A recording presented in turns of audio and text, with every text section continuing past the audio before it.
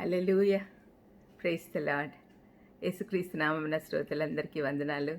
మరొకసారి దేవుని వాక్యం ధ్యానించుకోవడానికి ఆయన ఇచ్చిన గొప్ప అవకాశాన్ని బట్టి దేవునికి వందనాలు చెప్పుకుందాం. చిన్న ప్రార్థన. దయామేడ యేసునాయన స్తోత్రం ప్రభా. తండ్రి, ఈ రోజున మీరు మాకు స్నేహితులై ఉంటే ఎంత గొప్ప ధన్యత అనే విషయం జ్ఞాపకం చేసుకోవాలని ఆశిస్తుండగా తండ్రి, మీరు నా ద్వారా మాట్లాడమని యేసుక్రీస్తు నామమున వేడుకుంటున్నాను తండ్రి. ఆమెన్. గడిచిన వారంలో అందరూ కూడా ఫ్రెండ్షిప్ డే అని సెలబ్రేట్ చేసుకున్నారు. ఓకే, ఈ లోకంలో ఉన్నంత వరకు మనకి చాలా అవసరం ఫ్రెండ్స్. అయితే క్రైస్తవులమైన మనము యేసుప్రభు మా స్నేహితుడు అని చెప్పే గొప్ప అవకాశం దేవుడు మనకిచ్చాడు. అంతే గొప్పగా చెప్పుకోవచ్చు కదా, యేసుప్రభు మా స్నేహితుడు. అంతకంటే మించిన ధన్యత ఇంకేమైనా ఉంటుందా? యాక్చువల్గా స్నేహము అంటే చాలా గొప్పది. లైక్ అన్నీ మన సొంత విషయాలన్నీ వాళ్ళతో షేర్ చేసుకుంటాము. వ్యక్తిగత సాన్నిహిత్యం ఉంటుంది వాళ్ళతో. అంతేకాకుండా మీ మీ భర్తలతో, భార్యలతో, అంటే స్పౌసెస్తో చెప్పలేని విషయాలు, సిబ్లింగ్స్లో పంచుకోలేని విషయాలు, తల్లిదండ్రులతో కూడా చెప్పలేని విషయాలు కూడా స్నేహితులతో చెప్తూ ఉంటారు. అది స్నేహానికి ఉన్న విలువ. ఇక్కడ యోహాను 15:15లో యేసుప్రభు తన శిష్యులతో మాట్లాడుతూ, ఇది సిలువకు వెళ్ళకముందు శిష్యులతో చేసిన సంభాషణలో ఇదొకటి. అది యోహాను సువార్తలో చివరి భాగం అంతా కూడా 13 నుంచి 17 వరకు కూడా మేడగదిలో ఆయన శిష్యులతో కూర్చొని చేసిన ప్రస్తావనలన్నీ కూడా మనం చూస్తాం. అందులో ఇదొకటి. 15వ అధ్యాయము చాలా ఇంపార్టెంట్. బికాస్ ప్రభు ఏం చెప్తున్నాడు, మీరు నాతో అంటుకట్టబడి ఉంటే కానీ ఫలింపరు, మీరు నాతో ఉండండి, మీరు నా ఆజ్ఞలు పాటిస్తే మీరు నాకు స్నేహితులై ఉంటారు అని చెప్తూ 15వ వచనంలో ఏమంటున్నాడంటే, దాసుడు తన యజమానుడు చేయు దానిని ఎరుగడు కనుక ఇక మిమ్మల్ని దాసులని పిలువక స్నేహితులని పిలుచుచున్నాను. ఎందుకనగా నేను నా తండ్రి వలన వినిన సంగతులన్నిటినీ మీకు తెలియజేసి తిని. ఇది చూడండి, దాసుడు అంటే అంతవరకు వాళ్ళు శిష్యులుగా దాసులుగా ఉన్నారు యాక్చువల్గా. అయితే యేసుప్రభు వాళ్ళను దాసులుగా ఉండాలని కోరుకోవట్లా. వాళ్ళకేం చెప్తున్నాడు, నేను నా తండ్రి దగ్గర నేర్చుకునేటి అన్నీ మీకు చెప్పాను కదా, ఇక ముందు మీరు నాకు దాసులు కారు, నా స్నేహితులు. ఇక మిమ్మల్ని దాసులని పిలువక స్నేహితులని పిలుచుచున్నాను. ఎందుకనగా అని కూడా చెప్తున్నారు. రీజన్ కూడా, నేను నా తండ్రి వలన వినిన సంగతులన్నింటినీ మీకు తెలియజేస్తుని. నేను నా తండ్రి అయిన దేవుని దగ్గర ఏమేమి విన్నానో అవన్నీ కూడా మీకు తెలియజేశాను కాబట్టి మీరు ఇక ముందు నాకు స్నేహితులుగా ఉంటారు అని చెప్తున్నాడు. స్నేహితులుగా ఉండడము అంటే ఎంత ధన్యత కదా. తను తండ్రి దగ్గర నేర్చుకున్నవన్నీ తన స్నేహితులుగా చెప్పాలనే ఉద్దేశంతో కోట్లాది ప్రజల నుండి, చాలామంది ఉన్నారు కదా, లక్షలాది ప్రజలు ఆ కాలంలో ఉన్నా కూడా ఆయన కేవలం 12 మందిని ఎంచుకున్నాడు. ఆయన రక్తంతో కొనబడినందున మనమందరం కూడా ఆయన బానిసలుగా ఉండాల్సిన అవసరం ఉంది.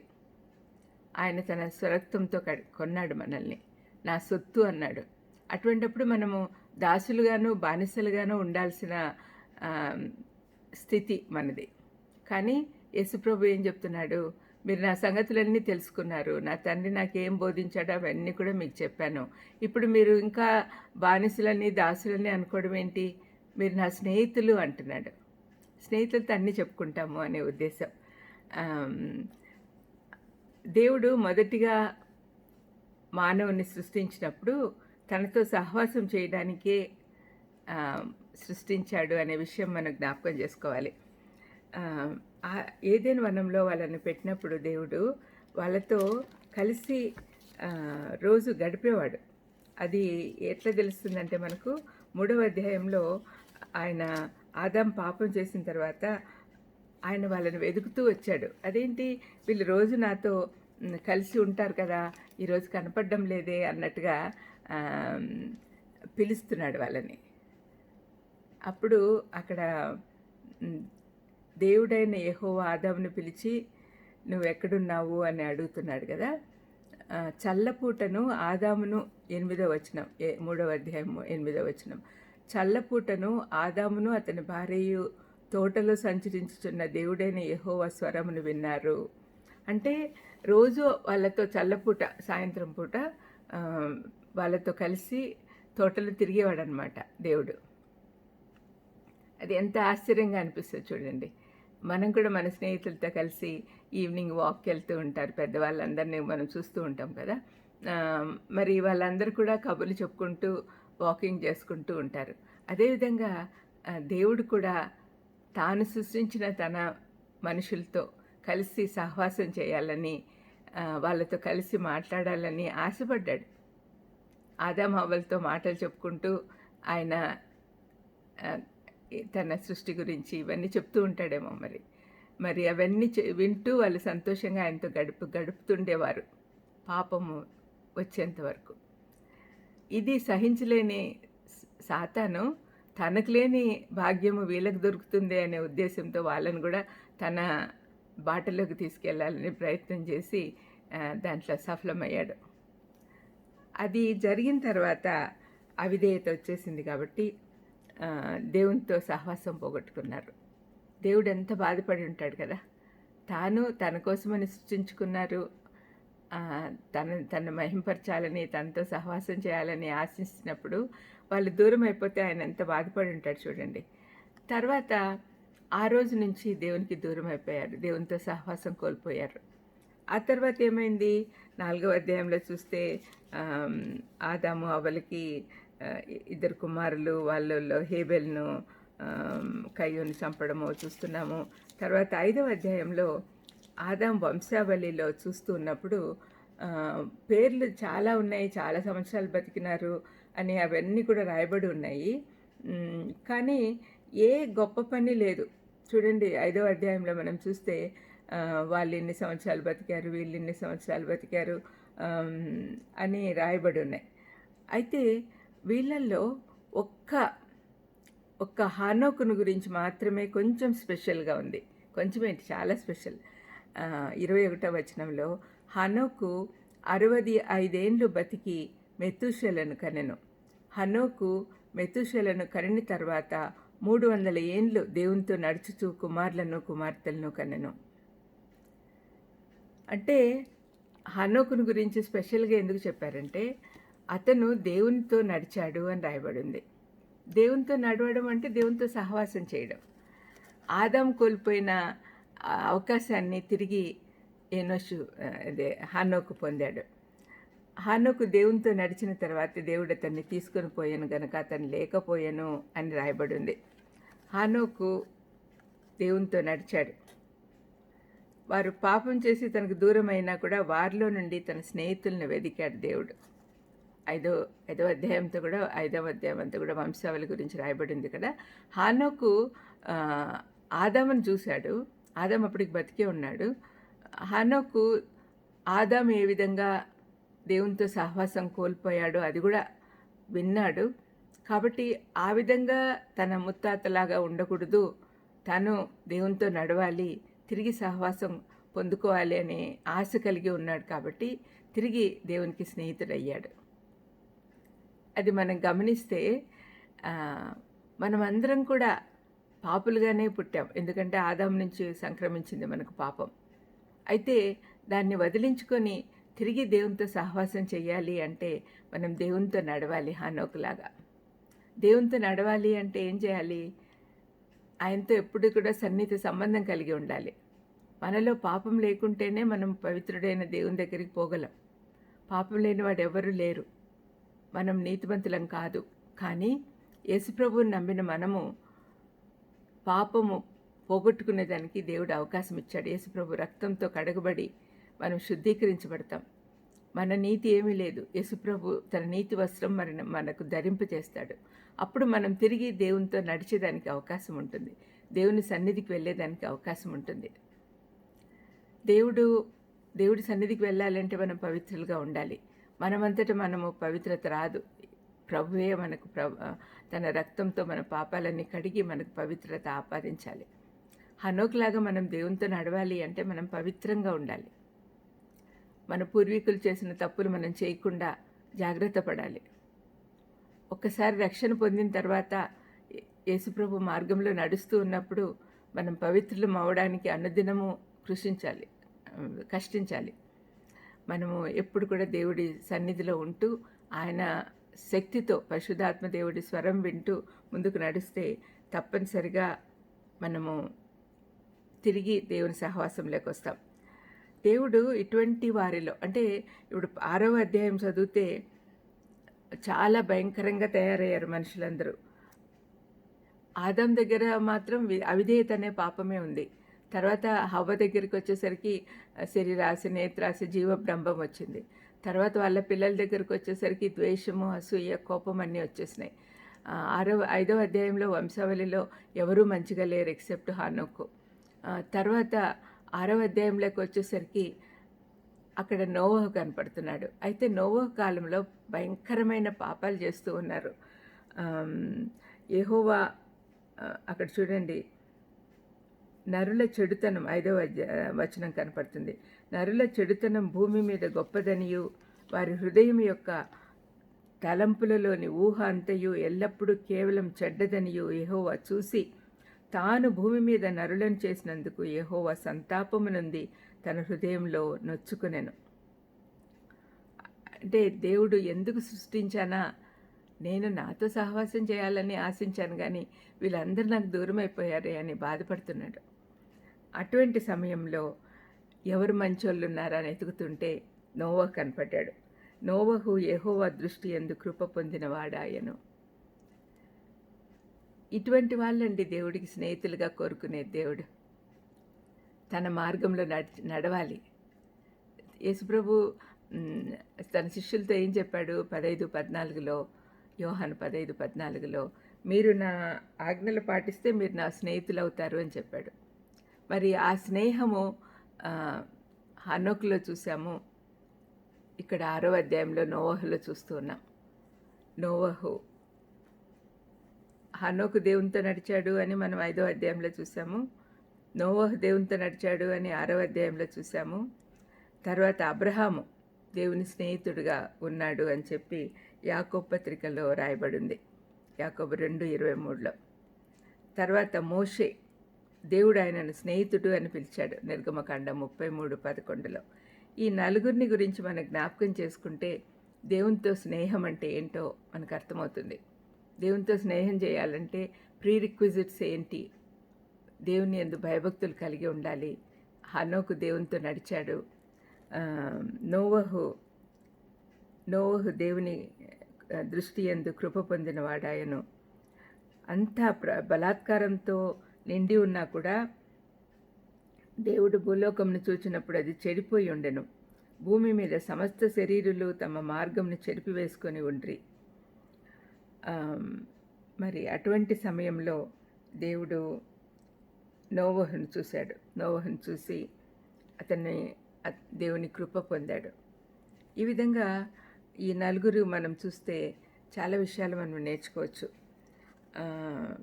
దేవునితో సహవాసం కలిగి ఉండాలంటే మనకి ఏమేం కావాలి అని అంటే, లోకంతో స్నేహం చేస్తే మనము దేవుణ్ణి కోల్పోతాం, దేవుడికి శత్రువులం అవుతాము అని చెప్పి యాకోబు 4:4 రాయబడింది. మనకు దేవుని యందు విశ్వాసం ఉండాలి, విధేయత ఉండాలి, దేవునితో నడవాలి, దేవునితో సన్నిహిత సంబంధం కలిగి ఉండాలి. దేవుడు మన స్నేహితుడు అని గుర్తుపెట్టుకోవాలి. జీసస్ ఈజ్ ఆ ఫ్రెండ్. మనకి దేవుడు ఫ్రెండ్గా కలిగి ఉన్నందుకు మనం ఎంతో సంతోషించాలి. మరి ఇంకా మనం చూస్తే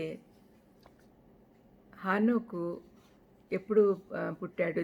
ఆదాం బతికుండగానే పుట్టాడు. దేవుడితో ఎలాగ దూరం అయిపోయాడు ఆదామని తెలుసుకున్నాడు.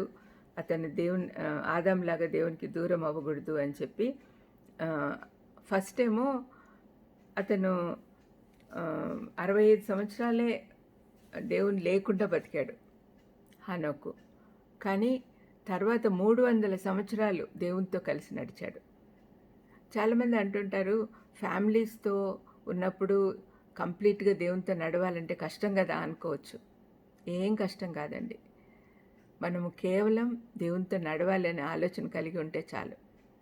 పిల్లలున్నా, కాపురాలున్నా, మన బిజినెస్లున్నా, ఎట్లా ఉన్నా కూడా మనం దేవునితో నడవచ్చు. మనకు మనసుంటే మార్గం ఉంది అనే విషయం మనం అర్థం చేసుకోవాలి. హనోకు 300 సంవత్సరాలు పిల్లలు పుట్టిన తర్వాత కూడా దేవునితో నడిచాడు. అదేవిధంగా నోవహు కూడా.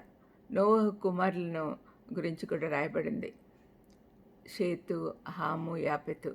మరి వీళ్ళు ముగ్గురు కూడా వాళ్ళ భార్యలతో సహా, హనోకు భార్యతో సహా వీళ్ళందరూ కూడా దేవునితో నడిచారు.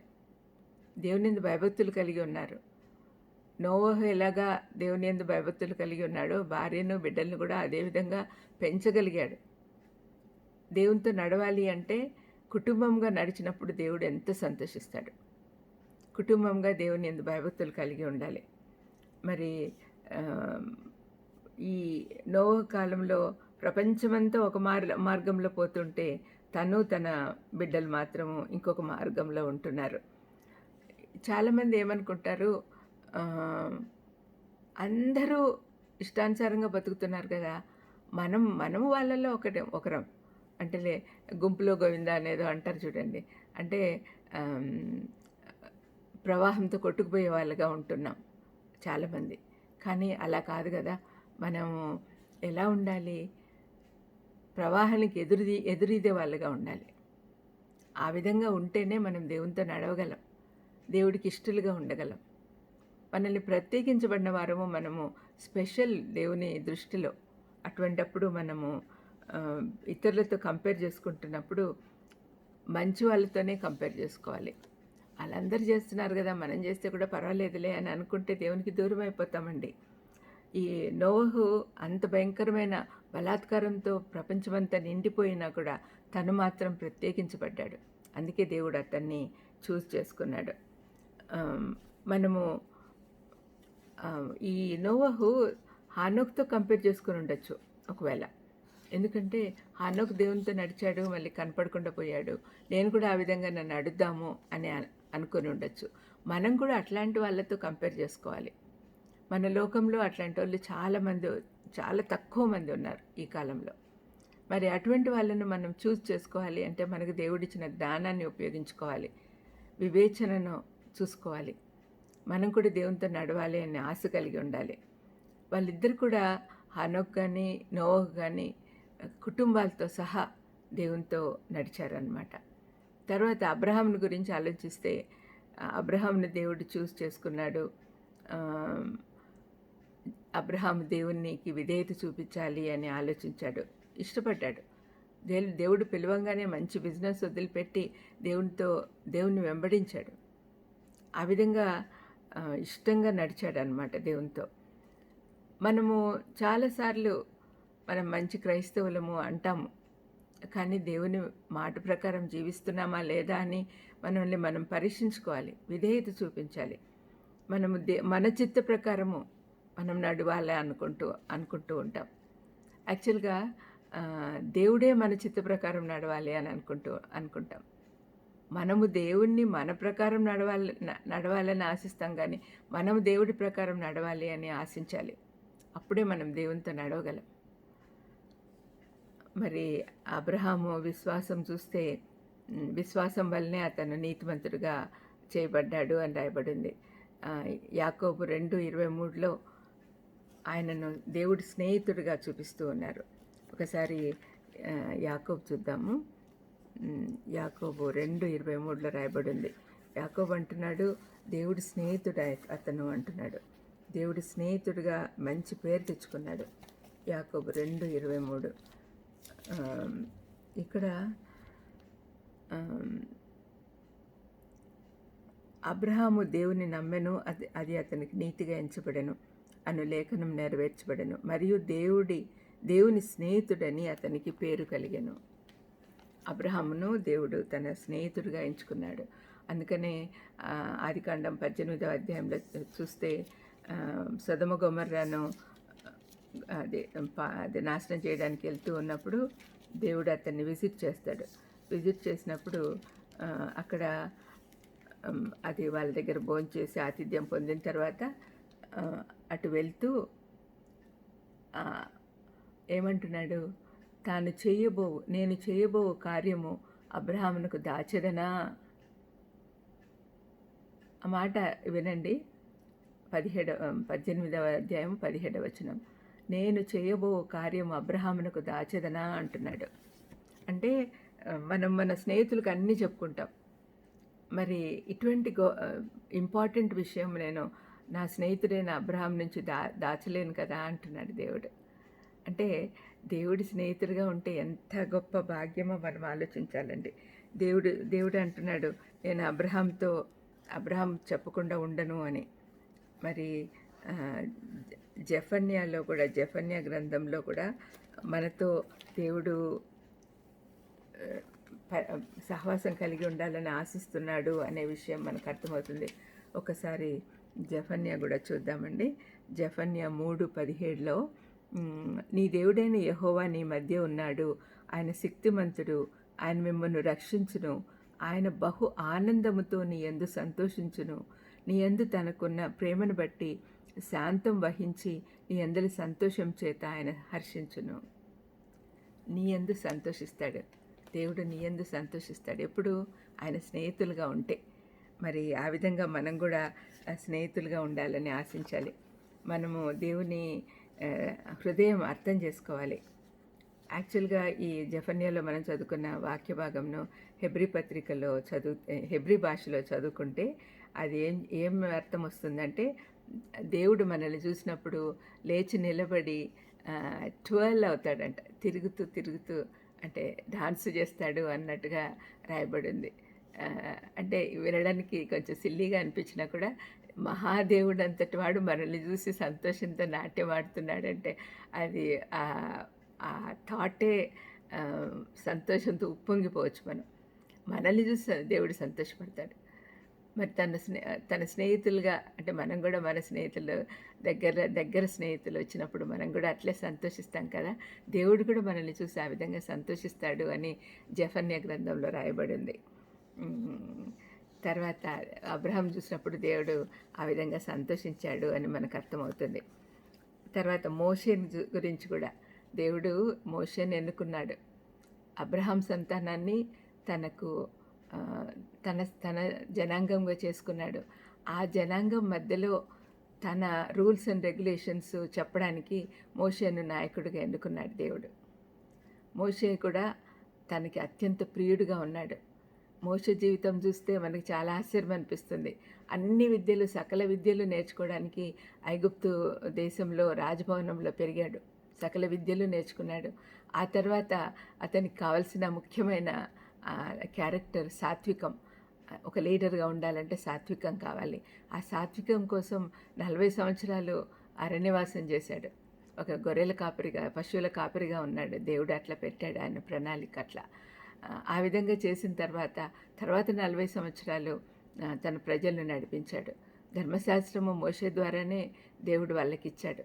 గొప్ప జనాంగంగా చేసిన తర్వాత వాళ్ళకు వాగ్దాన దేశంలోకి పంపించక ముందు వాళ్ళకి రూల్స్ అండ్ రెగ్యులేషన్స్ నేర్పించాలి, నా ప్రజలు ఎప్పుడు కూడా డిసిప్లిన్డ్గా ఉండాలి అనే ఉద్దేశంతో మోషేని ఎన్నుకొని మోషే ద్వారా ధర్మశాస్త్రాన్ని ఇశ్రాయేల్ జనాంగానికి ఇచ్చాడు. మోషేని కూడా చాలా క్లోజ్గా దేవుడు ఇష్టపడ్డాడు. నా ప్రియుడు, నా స్నేహితుడు అని చెప్పుకునే స్టేజ్లో ఉన్నాడనమాట. నిర్గమకాండము 33లో మనం చూస్తే 33:11లో చూస్తే అక్కడ దేవుడు మనుష్యుడు తన స్నేహితునితో మాట్లాడినట్లు యెహోవా మోషేతో ముఖాముఖిగా మాట్లాడుచుండెను అని రాయబడింది. మనుష్యుడు తన స్నేహితునితో మాట్లాడినట్లు దేవుడు మోషేతో మాట్లాడేవాడు. ప్రత్యక్ష గుడారంలో కలుసుకునే వాళ్ళనమాట. అక్కడ రోజు దేవుడు ఆయనతో మాట్లాడేవాడు. ఆ విధంగా దేవుడు తన ఫ్రెండ్స్ని చూస్ చేసుకుంటాడు. మోషేని గురించి ఎవరైనా వేరుగా మాట్లాడితే తనకి ఇష్టం ఉండేది కాదు. సంఖ్యాకాండము 12వ అధ్యాయంలో మనం చూస్తే 9వ వచనంలో దేవుడు అహరోను, మిరియాము మోషేకు అగెన్స్ట్గా మాట్లాడినప్పుడు దేవుడికి కోపం వచ్చింది. యెహోవా కోపం వారి మీద రగులు కొనగా ఆయన వెళ్ళిపోయాను. ఆ తర్వాత మిరియాంకు కుష్ఠరోగం వచ్చింది. అహరోన్ అహరోన్ మీద అంత కోపం చూపించలేదు, ఎందుకంటే లీడర్ అక్కడ మిరియాము అహరోన్ను ఎగదోసి ఇద్దరు మోషేకి అగేన్స్ట్గా, మనల్ని కూడా దేవుడు పిలిచాడు కదా, మోషే మాత్రం ఏంటి గొప్పవాడా అని అన్నట్టుగా మాట్లాడినప్పుడు దేవుడు వాళ్ళ మీద కోపం చూపించాడనమాట. ఆ విధంగా తన ఫ్రెండ్స్ గురించి ఎవరన్నా ఏమన్నా అంటే దేవుడికి ఇష్టం ఉండదు. ఇజ్రాయెల్ జనాంగం కూడా మోషేకి విరోధంగా మాట్లాడినప్పుడు వాళ్ళని నాశనం చేసేస్తాను అని బయలుదేరినప్పుడు మోషే అడ్డుపడ్డాడు చాలాసార్లు. మోషే వాళ్ళ పక్షంగా దేవుడికి మొరపెట్టుకున్నాడు. దేవుని ఉగ్రతకు ఇజ్రాయెల్ ప్రజలకు మధ్యలో నిలబడ్డాడు మోషే. తన స్నేహితుడు కాబట్టి తన స్నేహితుని దృక్పథంతో దేవుడు ఆ ప్రజలను చూసేటట్టుగా చేశాడు మోషే. అంత గొప్ప దేవుడు మనకు దేవుడిగా ఫ్రెండ్గా ఉన్నాడు అంటే ఎంత ఆశీర్వాదకరం కదండి. దేవుడు మనతో వ్యక్తిగతంగా స్నేహం చేయాలని, వ్యక్తిగత సాన్నిహిత్యం కలగాలని ఆశపడతాడు. అది మనకేమన్నా డౌట్లు ఉంటే ఒకసారి ఏదైనా వనంలోకి వెళ్తే, ఏదైనా వనంలో దేవుడు ఏ విధంగా వాళ్ళతో సన్నిహితంగా ఉన్నాడో ఆ విధంగా మనతో ఉండాలని ఆశిస్తున్నాడు. యిర్మీయా 29:11 మనం చూస్తే దేవుడు మనకు ఎప్పుడు మంచి చేయాలని ఆశిస్తూ ఉన్నాడు. యిర్మీయా 29:11 చాలామందికి ఇది కంటత వస్తుంది. 29:11 ఏమంటున్నాడు? నేను మిమ్మల్ని గూర్చి ఉద్దేశించిన సంగతులను నేను ఎరుగుదును. రాబో కాలమందు మీకు నిరీక్షణ కలుగునట్లుగా అవి సమాధానకరమైన ఉద్దేశంలే కానీ హానికరమైనవి కావు అని ఇదే యెహోవా వాక్కు అని చెప్తున్నాడు. మరి ఈ విధంగా ప్రతి విషయంలో కూడా దేవుడు మనతో కలిసి ఉంటున్నాడు. దేవునితో ఫ్రెండ్షిప్ చేయాలి అంటే లోకంతో విరుద్ధంగా ఉండాలి. అంటే friendship with the world makes us enemies of God. స్నేహం చేయకూడదని కాదు, మరీ సన్నిహితంగా వాళ్ళతో కలిసిపోయి ఉండకూడదు. దేవుడు మనల్ని ప్రత్యక్షపరిచాడు కాబట్టి మనము ఆయనతో కలిసి ఉండాలి. ఆయనతో స్నేహం చేయాలి అంటే ప్రీరిక్విజిట్స్ ఏంటి? విశ్వాసం ఉండాలి, విధేయత ఉండాలి, దేవునితో నడవాలి. ఆమోసు 3:3లో ఏక మనసు కలిగి లేకుంటే కలిసి నడవలేము అనే మాట కనపడుతుంది. మరి ఆయనతో సహవాసం చేయాలి. ఇవన్నీ ఉంటే మనం కూడా దేవుని స్నేహితులుగా పిలువబడచ్చు. ప్రార్థన చేసుకుందాం. దయమై దయచేసి నాయన, ఎంత గొప్ప సంతోషమైన వార్త తండ్రి. మీ స్నేహితులుగా ఉండే యోగ్యత మాకు దయచేయమని వేడుకొంచున్నాం తండ్రి. మీరు మమ్మల్ని స్నేహితులుగా ఉంచుకోవాలని ఆశిస్తున్నారు కాబట్టి మేము మీ దగ్గరికి వస్తే చాలు, మీరు ఆహ్వానిస్తారు, సంతోషంగా స్వీకరిస్తారు అనే విషయం మాకు జ్ఞాపకం చేసినందుకు మీకు స్తోత్రం నాయనా. We want to be your friends Lord. తండ్రి, ఎంత గొప్ప విషయం. మేము లోకంలో గర్వంగా చెప్పుకునేటట్టుగా మేము దేవుని స్నేహితులు అని చెప్పుకునే అవకాశం మాకు దయచేస్తున్నందుకు, అవకాశంని మేము అందిపుచ్చుకొని మేము మీకు దగ్గర అయ్యేటట్టు చేయమని యేసుక్రీస్తు నామమున వేడుకొంచున్నాను తండ్రి. Amen. Amen. God bless you.